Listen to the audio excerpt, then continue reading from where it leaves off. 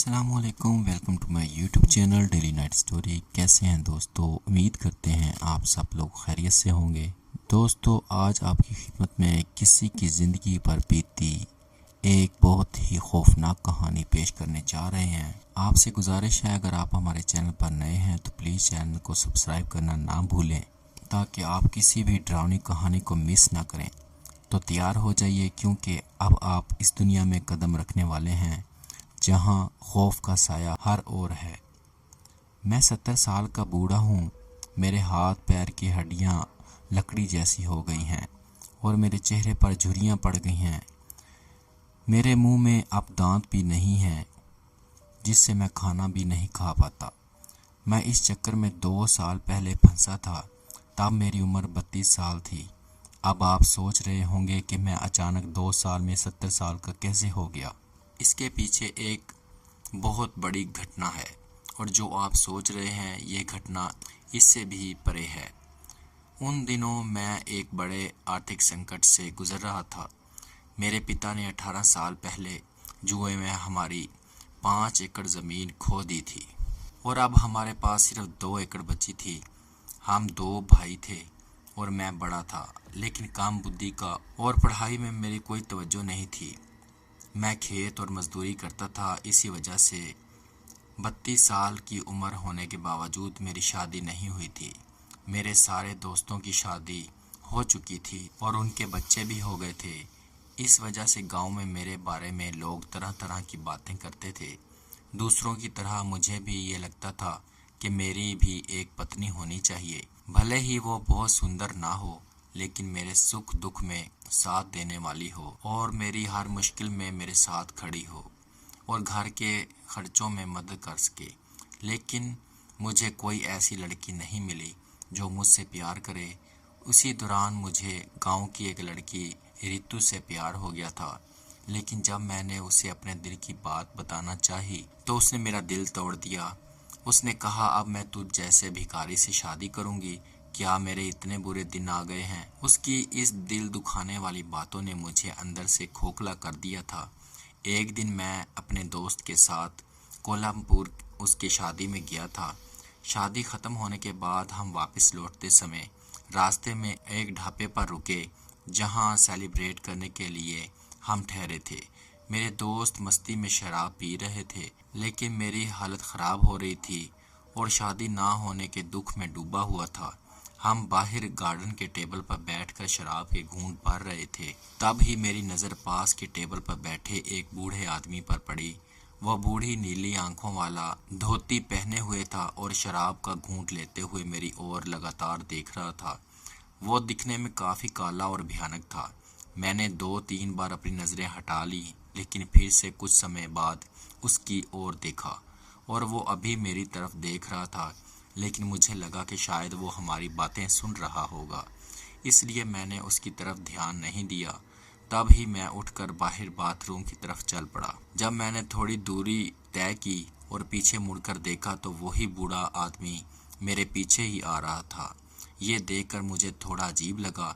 मैंने सोचा कि शायद वो दूसरे कंपार्टमेंट में जा रहा होगा, लेकिन जैसे ही मैंने ध्यान से देखा वो बार में आकर खड़ा हो गया था। मैं घबराकर उसकी तरफ देखने लगा। उसकी नीली आंखें, काले और झुर्रियों वाला चेहरा एक अजीब सा डरावना लग रहा था, जो बिल्कुल बेजान सा लग रहा था। ये सब देखकर मैं कुछ समय के लिए परेशान हो गया। मेरी धड़कनें तेज हो गई। मैं फौरन पलट गया और बाथरूम के दरवाजे की तरफ बढ़ने लगा, लेकिन जब मैंने देखा तो दरवाज़ा गायब था। यह देखकर मैं पूरी तरह से डर गया, क्योंकि अचानक से बाथरूम का दरवाज़ा ही गायब हो गया था और अब मैं उस अजीब बूढ़े आदमी के साथ बाथरूम में फंसा हुआ था। जब मैंने पीछे मुड़कर देखा तो मैं बुरी तरह से चौंक गया, क्योंकि वह बूढ़ा बिल्कुल मेरे सामने खड़ा था। उसकी नीली आंखें मेरे चेहरे के करीब, बिल्कुल करीब थी। मैं धीरे धीरे पीछे हटने लगा। दिल की धड़कनें और तेज हो गईं। क्या चाहिए तुम्हें? कौन हो तुम? और बाथरूम का दरवाज़ा कहाँ गायब हो गया? मैंने डरते हुए इस बूढ़े आदमी से पूछा। वह बूढ़ा अब भी अपनी बेजान आंखों से मेरी तरफ देख रहा था। तब ही उसने कहा, यहाँ कोई दरवाज़ा नहीं है।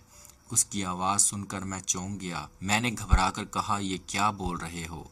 अभी अभी तो मैं दरवाजे से अंदर आया था और तुम मेरे पीछे पीछे आ रहे थे। वो बोला, अगर तुम्हें अपनी ज़िंदगी बदलनी है तो मेरी बात ध्यान से सुनो। ये बात तुम्हारे बारे में है। तुम्हारा नाम अक्षा है, उम्र 32 साल। तुम्हारे पिता ने 5 एकड़ ज़मीन जुए में गंवा दी थी और बाद में आत्महत्या कर ली थी। उनके पीछे जो कर्ज बचा था उसने तुम्हारे और तुम्हारे भाई की ज़िंदगी बर्बाद कर दी। तुम शादी के लिए तरस रहे हो, एक लड़की से प्यार करते हो, लेकिन पैसों की कमी के कारण तुम्हारी शादी नहीं हो पा रही। तुम हर दिन इस मुश्किल से जी रहे हो, लेकिन अपनी मन की बात किसी को बताते नहीं हो। वो बूढ़ा मेरी आंखों में देखते हुए सब कह रहा था। उसकी बातें सुनकर मेरी शराब तुरंत उतर गई। मैं चौंक कर बोला, ये सब तुम्हें कैसे पता? मेरा जीवन शुद्ध प्राप्त करने में गया है। शुद्धि के कारण मुझे सब कुछ पता चल जाता है, उसने कहा। मैंने फौरन सवाल किया, लेकिन तुम मुझे ये सब क्यों बता रहे हो? वो सीधा मुद्दे पर आया और बोला, मैं तुम्हारी जिंदगी बदल सकता हूँ। तुम्हें जितना रुपया पैसा चाहिए उतना दे सकता हूँ। तुम इतने अमीर हो जाओगे कि जो भी तुम्हें चाहिए वो तुम्हें मिल जाएगा। उसकी बातें सुनकर मुझे इस पर यकीन होने लगा, क्योंकि उसने मेरे बारे में सब कुछ सही सही बताया था। मैंने पूछा, लेकिन इसके लिए मुझे क्या करना होगा? वो बोला, इस दुनिया में कई चमत्कारी चीजें हैं जो आम इंसान को हैरान कर देती हैं। उन्हीं चमत्कारी चीजों में से एक है यक्षिणी। कौन सी यक्षिणी? मैंने हैरानी से पूछा। यक्षिणी एक ऐसी सुंदर स्त्री है जो तुम्हें सब कुछ दे सकती है, पर बदले में तुम्हें वो सब करना पड़ेगा जो वो तुमसे चाहेगी। उसने कहा, मुझे क्या करना पड़ेगा और मुझे यक्षिणी मिलेगी कहाँ? कामना नाम की एक यक्षिणी जो दिखने में अतीत सुंदर है, बिल्कुल अप्सरा जैसी, दूध जैसी सफ़ेद तन और लाल होंठों वाली। उसके बाल इतने घने और लंबे हैं कि जो भी उसे देखे वो उसकी ओर खींचा चला जाए। लेकिन जितनी वो सुंदर है उतनी ही वो शक्तिशाली है। वो एक निर्जन जगह पर किसी झरने के नीचे पूर्णिमा की रात नग्न स्नान करने आती है। वो स्नान करती है और फिर वस्त्र धारण करके चली आती है, लेकिन वो हमेशा उस पुरुष की तलाश में रहती है जो पूर्णिमा के रात पैदा हुआ हो, जिसने अब तक किसी औरत के साथ शारीरिक संबंध न बनाया हो। अगर तुम पूर्णिमा की रात को उसके स्नान से पहले उसे ढूंढ लेते हो तो वो तुम्हें सब कुछ देगी जो तुम चाहते हो, लेकिन बदले में उसके एक इच्छा पूरी करनी पड़ेगी, और वो इच्छा कुछ भी हो सकती है। उस यक्षिणा की खूबसूरती का सुनकर मेरे होश उड़ गए। मैंने उस बूढ़े इंसान से पूछा, उसकी कौन सी इच्छा है जो पूरी करनी पड़ेगी? उस बूढ़े इंसान ने अपनी आंखें बड़ी करते हुए कहा, तुम्हें उसके शरीर की भूख मिटाना पड़ेगी, बदले में वो तुम्हें सब कुछ देगी। मैंने उसे पूछा, वो इतनी सुंदर दिखने वाली अप्सरा भला मुझ जैसे सामान्य और बदसूरत दिखने वाले मनुष्य से क्यों शरीर संबंध बनाएगी? वो कामना पूरी करने वाली यक्षिणी है। उसे खुश करने के लिए भक्तों को बहुत तपस्या करनी पड़ती है और उसकी सुध पाने में सालों लग जाते हैं। लेकिन मुझे उसे खुश करने के लिए एक उपाय पता है। जब पूर्णिमा की रात वो स्नान करने झरने के पानी में जाती है, तब चंद्रमा के प्रकाश से उसकी शक्तियां और भी अधिक हो जाती हैं, पर साथ ही साथ उस प्रकाश के कारण उसमें इतनी अधिक काम वासना भी जाग जाती है। दिन ब दिन उसकी काम इच्छा बढ़ती जाती है। शराब के कारण वो किसी पुरुष यक्षा के साथ शारीरिक संबंध नहीं बना सकती। अगर तुम सही समय पर उसके स्थान पर पहुंच जाओ और उसकी काम वासना को पूरा कर सको तो तुम्हारी हर इच्छा पूरी हो सकती है। ठीक है, मुझे मंजूर है, पर यह यक्षिणी मुझे मिलेगी कहाँ? पिछले 4 पूर्णिमा से एक यक्षिणी पास गांव के झरने में आती है। मैंने उसे देखा है। उस बूढ़े इंसान ने कहा, ठीक है, मैं करने के लिए तैयार हूँ, पर मेरे मन में बार बार एक प्रश्न खटक रही है। मैंने बिना देरी की उससे पूछ लिया, आप मेरी मदद क्यों करना चाह रहे हैं? आपको इससे क्या मिलेगा? तब उसने कहा, मुझे बस उस यक्षिणी का एक बाल चाहिए। ये सुनकर मुझे अजीब लगा। उसे एक बाल से आप क्या करेंगे? मैं 135 साल का बूढ़ा हूँ, योग और साधना के कारण अब तक जिंदा हूँ, पर मैं अमर नहीं हूँ। मेरी मृत्यु कभी भी हो सकती है, लेकिन अगर मुझे यक्षिणी का एक बाल मिला तो मैं चिरंजीवी बन जाऊंगा, क्योंकि यक्षिणी बहुत लंबे समय तक जीती है। लगभग 10,000 सालों तक, लेकिन ये यक्षिणी अभी 4,000 साल की है। अगर मुझे इसका एक बाल मिल गया तो मैं 7,000 सालों तक जी सकूंगा और फिर से जवान हो जाऊंगा। क्या 7,000 साल? हाँ, तुम्हें बस उसके कुछ बाल लाने होंगे मेरे लिए। मैंने इससे पूछा, अगर मैं बाल लाने में नाकाम हो गया तो? वो बूढ़ा जोर जोर से हंसने लगा और उसने अपना दाएं हाथ आगे किया और अपनी हथेली दिखाई। मैंने जब उसकी हथेली गौर से देखी तो उसके हाथ में कुछ बाल थे। मैंने पूछा, ये क्या है? वो हंसते हुए बोला, ये तुम्हारे बाल हैं। अगर तुमने मेरा काम नहीं किया तो मैं तुम्हारी उम्र छीन लूँगा। इतना कहकर वो बोला और फिर से जोर जोर से हंसने लगा। मैं उसे मिन्नत समाजे करने लगा, मुझे छोड़ दो, मुझे कोई अक्षनी असद नहीं चाहिए। मैं अमीर नहीं बनना चाहता और ना ही मुझे कोई दौलत चाहिए। मुझे जाने दो। वो बूढ़ा आदमी हंसते हुए बोला, ऐसे कैसे जाने दूं? कई सालों बाद कोई पुरुष मिला है जो पूर्णिमा के दिन जन्मा हो और जिसने किसी स्त्री से संबंध ना बनाया हो। इस मौका को मैं जाने नहीं दूंगा। अगर तुमने मेरा काम नहीं किया तो तुम मेरी तरह आने वाले 1 से 2 हफ्ते में बूढ़े हो जाओगे और मैं तुम्हारी तरह जवान। ये सब सुनकर वो फूट फूट कर रोने लगा और नीचे बैठकर उसके पैर पकड़ लिए। तब ही मेरे दोस्त ने बाथरूम का दरवाज़ा खटखटाया। इतनी देर से अंदर किस से बातें कर रहा है? शराब ज्यादा चढ़ गई है क्या? जल्दी बाहर आ जा, सब तेरा इंतज़ार कर रहे हैं। वो बूढ़ा वहाँ से गायब हो चुका था और बाथरूम से बाहर जाने वाला दरवाज़ा भी मेरे सामने ही दिख रहा था। ये सब देखकर मैं इतना डर चुका था कि बाहर जाकर किसी से कुछ नहीं कह सका। चुपचाप एक जगह बैठा रहा। दिन इसी तरह गुजरते गए, लेकिन मैं उस बूढ़े आदमी को अब भी नहीं भूल पाया। मुझे अपने जिस्म में बदलाव नजर आने लगा। मेरे बाल सफ़ेद हो रहे थे और जिस्म की ताकत भी ख़त्म हो रही थी। चेहरे की रंगत उड़ गई थी और चेहरे पर झुर्रियाँ भी आ गई थीं। मेरी रीढ़ की हड्डी आहिस्ता आहिस्ता आगे को झुक रही थी और मेरे जिस्म की ताकत भी ख़त्म हो रही थी। एक रात तकरीबन 12 बजे मैं अपने घर के पास वाले तालाब पर बैठा था, क्योंकि दिन के वक्त घर से बाहर नहीं निकल रहा था ताकि लोग मेरा मजाक ना उड़ाएं। तालाब में चांद का अक्स नज़र आ रहा था और उस बूढ़े आदमी की बातें अब भी मेरे दिमाग में घूम रही थी। ये देख, ये तेरे बाल हैं, मैं तेरी बची हुई उम्र भी छीन लूँगा। उस बूढ़े आदमी ने आहिस्ता आहिस्ता मेरी उम्र छीनना शुरू कर दी थी। उसी वक्त गांव के कुत्तों की भयानक आवाज़ें मेरे कानों में पड़ रही थीं और मेरा होश भी उड़ गए। अचानक मैंने तालाब के पानी में कुछ हलचल देखी। पानी में बुलबुले उठ रहे थे। उस तालाब में कोई तो था जो मुझे देख रहा था। मैंने अपनी बूढ़ी आंखों से उसे देखने की कोशिश की, पर तभी उस पानी से वही बूढ़ा इंसान बाहर आया। अब वो पहले के मुकाबले में बहुत ही जवान दिख रहा था, और दिखे भी क्यों ना, उसने मेरी उम्र जो छीन ली थी। उसने कहा, कैसा महसूस हो रहा है बूढ़ा बनकर? मैंने तुम्हें एक आखिरी मौका देता हूँ। अगर तुम आने वाले 5 दिनों के अंदर मुझे यक्षिणी के बाल ला कर दोगे तो मैं तुम्हारी उम्र तुम्हें वापस लौटा दूंगा, नहीं तो 5 दिनों के अंदर और भी बूढ़े और कमज़ोर हो जाओगे और तड़प तड़प कर मरोगे। बस इतना कहकर वो बूढ़ा वापस पानी में चला गया। मुझे सच में यकीन नहीं हो रहा था, आखिर वो बूढ़ा आदमी पानी में कैसे जिंदा रह सकता है। मुझे कुछ समझ नहीं आ रहा था, वो बूढ़ा सच में इंसान है या कुछ और। यही सोचते सोचते मैं तालाब के किनारे लेट गया। मैंने अब सोच लिया था, मुझे कुछ भी करके गांव के उस झरने को ढूंढना होगा जहां यक्षिणी आती है, नहीं तो वो बूढ़ा मुझे पक्का तड़पा कर मार डालेगा।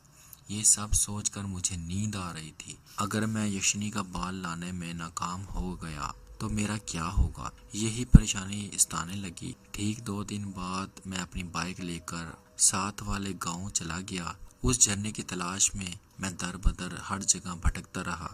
मुझे कोई झरना नहीं मिला। रात हो गई थी। मैं झरने की तलाश में गांव के बहुत बाहर तक आ गया था। चारों ओर घना जंगल नजर आने लगा था। मैं बहुत परेशान था और घबरा भी गया था। लेकिन तभी मुझे पानी के बहने की आवाज़ आने लगी, जैसे कोई झरना या तालाब अपने आप बह रहा हो। मैंने अपने बाइक को वहीं पार्क करके उस आते हुए आवाज़ की दिशा में भागने लगा। थोड़ा अंदर जाने के बाद मैंने देखा कुछ भेड़िए अपना सर ऊपर की तरफ करके ज़ोर ज़ोर से हंकार लगा रहे थे। मैंने वहीं किसी झाड़ियों के पीछे छुप गया और अंधेरे की वजह से मुझे ठीक से कुछ दिखाई नहीं दे रहा था। पर जैसे ही 14वीं का चांद आसमान में छाया, उसकी रोशनी से सब कुछ नजर आने लगा और मेरी नज़र सामने पड़ी। इतना भयानक झरना मैंने अपनी ज़िंदगी में नहीं देखा था। आखिरकार वो झरना मुझे मिल गया था, लेकिन मुझे कोई स्त्री या यक्षिणी नज़र नहीं आ रही थी। मैं वहीं झाड़ियों के पीछे बैठकर इसका इंतज़ार करने लगा और सोचने लगा, बाल तो मैं ले लूँगा, पर मैं यक्षिणी से क्या इच्छा मांगूँ?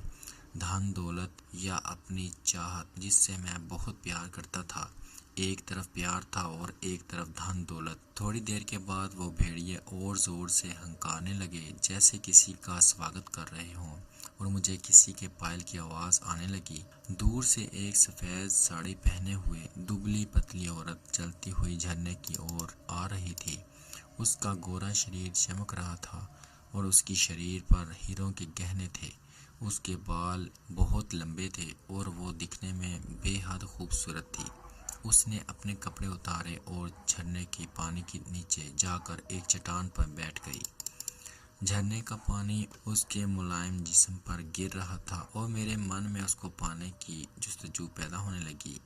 मेरी सांसें तेज हो गई थीं। इतनी खूबसूरत औरत मैंने पूरे जीवन में नहीं देखी थी। वो अपने लंबे बालों को अपने हाथों से इस पानी में धो रही थी। थोड़ी देर बाद उसने इस बड़े से चट्टान से सीधे पानी में छलांग लगा दी। अब मुझसे और रहा नहीं जा रहा था। मेरे अंदर का शैतान जाग चुका था। मैं बस यही देख रहा था कि वो कब पानी से बाहर आएगी। थोड़ी देर बाद जैसे ही चांद आसमान से छट गया, वो पानी से बाहर आई। उसका गीला जिस्म मेरी आंखों के सामने था और मैं उसे अब गौर से देख रहा था। वो अपने कपड़े जो ज़मीन पर रखे थे उसको लेकर जंगल के अंदर चली गई। मैं भी उसके पीछे पीछे चला गया। उसने मुड़कर मेरी तरफ देखा, जैसे उसको पता था कि मैं उसके पीछे आ रहा हूँ। उसकी नशीली आंखें मुझे अपनी ओर खींच रही थी। उसके गोरे गाल, भीगे हुए लाल होंठ और काले बाल उसके शरीर पर चमक रहे थे। हीरों के गहने उस पर बहुत खूबसूरत लग रहे थे। मैंने अपने हाथ उसके सामने जोड़ दिए और कहा, मेरी इच्छा, मेरी ख्वाहिश पूरी करो देवी, मेरी इच्छा पूरी करो। वो मेरी बातें सुनकर हंसने लगी। मैं तुम्हारी इच्छा पूरी कर दूंगी, पर बदले में तुम्हें मेरी इच्छा पूरी करनी पड़ेगी। हाँ, मैं तैयार हूँ तुम्हारी इच्छा पूरी करने के लिए, मैंने बिना रुके एक ही सांस में कहा। अपनी इच्छा मांगो, उसने कहा। मुझे इतना धन चाहिए कि मेरी 7 नस्लें बैठकर बिना काम किए अपनी जिंदगी गुजार सके और कभी भी मुझे पैसे की कमी ना हो। वो मुस्कुराने लगी और बोली, तुम्हारी इच्छा अगले पौनी माह तक पूरी हो जाएगी। मुझे मंजूर है, लेकिन तुम्हारी इच्छा क्या है? मैंने उससे पूछा। उसने मुझे कामुक नज़रों से देखना शुरू किया। उसने अपना शरीर बाएं ओर झुकाया और धीरे धीरे अपने होंठ खोले और मैंने उसे अपनी बाहों में भर लिया। उसके होंठों का चुंबन लिया। जीवन में पहली बार किसी औरत के होंठों का मिठास मुझे चखने को मिली थी। उसने मुझे कस कर गले लगाया और मैं इस लम्हे में खो गया। तब सब कुछ एक क्षण में ही ख़त्म हो गया, मानो किसी जादू जैसे। मैं अपना होश खो बैठा था, जैसे मैं किसी नशे में धुत हूँ। मेरी आंखें अपने आप बंद हो गई थीं और मैं एक गहरी नींद में चला गया। अगले दिन जब मेरी आंख खुली तो मैं घने जंगल में पड़ा था। मैंने चारों ओर यक्षिणी को ढूंढा, लेकिन वो कहीं दिखाई नहीं दी और ना ही कोई झरना दिखाई दे रहा था। शारीरिक संबंध से जो सुख मुझे मिला था, उससे मुझे बहुत सुकून मिला और आंखों को ठंडक। एक गहरी सांस ली, तभी मुझे महसूस हुआ कि कोई मेरे सामने खड़ा है। मैंने घबराहट में अपनी आंखें खोली। मैंने देखा कि वह बूढ़ा आदमी मेरे सामने खड़ा था। मैं शर्म से एक तरफ हो गया और ज़मीन पर गिरे मेरे कपड़ों को अपनी गोद पर रखा, फिर अपने जिस्म को ढक लिया। वो आदमी मेरे सामने अपने हाथ आगे बढ़ाते हुए कुछ कहने लगा और तभी मैंने अपने मुंह में रखी यक्षिणी का बाल उसके हाथों में दे दिया। मैं नशे में ज़रूर था, पर इतना भी नहीं था कि अपनी ज़िंदगी के बारे में भूल जाऊं। उससे मुलाकात के दौरान अपनी जेब में रख लिए थे और मैंने अपना मुंह बंद कर लिया था, क्योंकि मुझ पर काम वासना का भारी असर था। लेकिन इससे भी ज़्यादा मेरे मन में मौत का डर छुपा हुआ था। उसे देखकर वो बूढ़ा आदमी बहुत खुश हो गया और फिर उसने अपना बाएं हाथ आगे बढ़ाकर मेरे बालों को मुझे सौंप दिया। ये लो तुम्हारे बाल, अपनी आंखें बंद करके अपने सर पर रखो। तुम्हें अपने पिछले 15 साल की ज़िंदगी वापस मिल जाएगी। मैंने अपनी आंखें बंद की और बालों को सर पर रख दिया। जब मैंने आंखें खोली तो देखा कि वो बूढ़ा गायब हो चुका था। मैंने चारों ओर देखा, लेकिन जंगल में कोई भी नहीं था। मुझे समझ नहीं आ रहा था कि वो बूढ़ा आखिर कौन था। कोई जादूगर था वो आदमी, चाहे इंसान हो, भूत हो या प्रेत आत्मा। अब मुझे उससे कोई लेना देना नहीं था, लेकिन मैं खुश था क्योंकि मुझे मेरी ज़िंदगी वापस मिल गई थी। मैंने अपने हाथों की तरफ देखा और उन पर से झुर्रियाँ भी गायब हो गई थीं। जब मैं घर गया और आईने में देखा तो मेरा चेहरा पहले जैसा जवान हो गया था। मैं बहुत खुश था क्योंकि मेरा शरीर तो मुझे वापस मिल ही गया था और मुझे धन दौलत मिलने वाली थी। मुझे बस इंतज़ार करना था कि आने वाली पूर्णिमा की, और उसके बाद मैं एक अमीर आदमी बनने वाला था। मेरे अंदर किसी दूसरी औरत की ख्वाहिश बिल्कुल भी नहीं थी, क्योंकि मुझे ऐसा लग रहा था कि उस यक्षिणी ने मुझे मोह लिया था। मुझे लग रहा था कि अगली पूर्णिमा की रात मुझे फिर से जाकर उससे एक और इच्छा मांगनी चाहिए। लेकिन मुझे ये नहीं पता था कि क्या हम यक्षिणी से एक से ज़्यादा इच्छाएं मांग सकते हैं या नहीं। फिर वो पूर्णिमा की रात आ ही गई। पूर्णिमा का चांद आसमान में पूरी तरह चमक रहा था। मैं जंगल से चुपचाप निकलते हुए झरने के पास पहुंचा। वहीं एक चट्टान पर सफ़ेद साड़ी में बैठी हुई मुझे वो यक्षिणी दिखाई दी। जैसे उसको पता था कि मैं आने वाला हूँ, मैं उसकी तरफ दौड़ते हुए चला गया। वो मुझसे पीठ मोड़ कर बैठी थी और मैं उसके शरीर को पीछे से देख रहा था। मैं उसके सुंदर चेहरे को देखने के लिए बेताब था। हे देवी, मैं आ गया, मैंने पीछे से उसे पुकारा। जैसे ही मैंने ये कहा, वो चट्टान पर से खड़ी हो गई और मेरी ओर देखने लगी। उसे देखते ही मेरे जिस्म में एक ठंडी लहर दौड़ गई। मेरे पैरों के नीचे से ज़मीन खिसक गई। मुझे अपनी आंखों पर यकीन नहीं हो रहा था। मेरे सामने एक बहुत ही डरावनी चेहरे वाली औरत खड़ी थी। कुछ देर पहले जो उसका चमकता हुआ जिस्म था, अब वो किसी मरे हुए लाश की तरह दिख रही थी। उसके शरीर पर जो हीरे के गहने थे, अब वो काले पड़ गए थे। तुम कौन हो? मैंने डरते हुए पूछा। तब ही पीछे से आवाज़ आई और मैं घबराकर पीछे मुड़कर देखने लगा। वही नीली आंखों वाला बूढ़ा खड़ा था, जो मुझे देखकर दांत निकालकर हंस रहा था।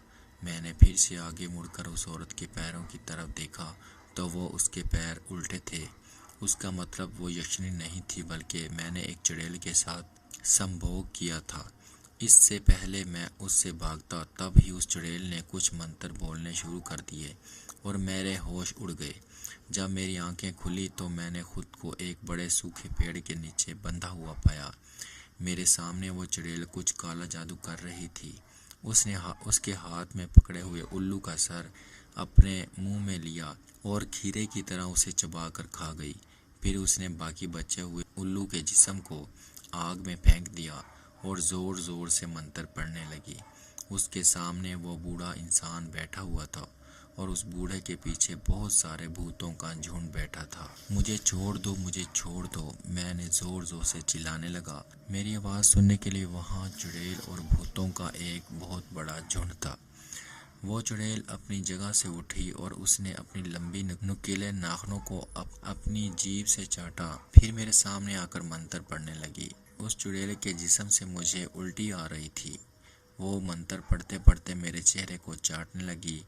मुझे नहीं पता था कि वो मेरे साथ क्या करने वाली थी। वो मुझे मारकर मेरा जीवन ख़त्म करने वाली थी या फिर कुछ और। वो बस ज़ोर ज़ोर से मेरे सामने मंत्र बोलने लगी। उसने अपने हाथ को ज़ोर से काटा, जिससे काला खून निकल आया। उसने वो खून मेरे चेहरे पर लगाया और मुझे समझ नहीं आ रहा था कि वो क्या कर रही है। तभी अचानक उसने अपने नुकीले नाखनों से मेरा सर काट दिया। मेरा सर उछल कर ज़मीन पर गिर गया और मेरी नज़र मेरे धड़ पर पड़ी। मेरा धड़ दर्द से तड़प रहा था, लेकिन उसने मेरी गर्दन से बहते हुए खून की धारों को पीना शुरू कर दिया। कुछ ही देर में उसने मेरे शरीर के टुकड़े टुकड़े कर दिए और आखिरकार मेरे शरीर को पूरी तरह से ख़त्म। थोड़ी देर के बाद हर जगह घना अंधेरा छा गया था। वो मेरे सर को लेकर शमशान में एक पीपल के पेड़ पर बैठी थी। उसने मेरी रूह को मेरे सर में ही कैद कर दिया था। थोड़ी देर के बाद शमशान में कुछ लोग अंत संस्कार के लिए एक मुर्दा जिस्म लाए थे। अर्थी पर एक बूढ़े शख्स का शरीर रखा हुआ था। उसको देखकर वो औरत हंसने लगी और उसने मेरे नाक से अपने मुंह को लगाया। फिर उसने मेरे सर के अंदर से मेरी रूह को बाहर निकाला और उस अर्थी पर रखे हुए बूढ़े आदमी के जिस्म में डाल दिया। मेरे हाथ पैर हिलने लगे और मैं उठकर बैठ गया। मुझे देखकर चारों तरफ अफरा तफरी मच गई। लोग ज़ोर ज़ोर से चिल्लाने लगे, भूत भूत, और वहाँ से भागने लगे। जिन्होंने पहले मुझे कंधा दिया था उन्होंने अर्थी वहीं छोड़ दी और मैं नीचे गिर पड़ा। सभी लोग मुझे देखकर शमशान से भाग गए। तभी वो चुड़ैल पीपल के पेड़ से नीचे उतरी और मुझसे बोली, जाओ और पूर्णिमा की रात को जन्मा हुआ ऐसा युवक हो जो जिसने अब तक किसी के साथ शारीरिक संबंध नहीं बनाया हो। मैं अब उसका गुलाम बन चुका था, बिल्कुल उसी बूढ़े इंसान की तरह जिसने मुझे ढूंढा था। अब मुझे मेरा नया शिकार मिल गया है। वो लड़का जो पूर्णिमा की रात पैदा हुआ मेरे सामने ही बैठकर शराब पी रहा था। अब मुझे बस उसे थोड़ा ललचाना है और धन दौलत का आस दिखाना है और उसका खेल ख़त्म। ये सिलसिला चलता रहेगा जब तक उस चुड़ैल को इंसानी जन्म नहीं मिल जाता। तो दोस्तों, ये थी आज की हमारी डरावनी कहानी। अगर आपको ये कहानी पसंद आई हो तो वीडियो को लाइक करना ना भूलें। और हाँ, मैंने देखा है कि बहुत से लोग वीडियो देख रहे हैं लेकिन चैनल को सब्सक्राइब नहीं कर रहे। अगर आप इस चैनल को सब्सक्राइब करके मुझे सपोर्ट करेंगे तो इससे मुझे और भी डरावनी कहानियाँ लाने का मोटिवेशन मिलेगा। अगर आपके पास भी अपनी कोई लाइफ स्टोरी है तो हमें कमेंट्स में ज़रूर बताएं। मैं आपकी कहानी को यहाँ हमारे चैनल पर सुनाऊंगा। तब तक के लिए अपना ख्याल रखें और डरते रहें। मैं मिलता हूँ अगली कहानी के साथ।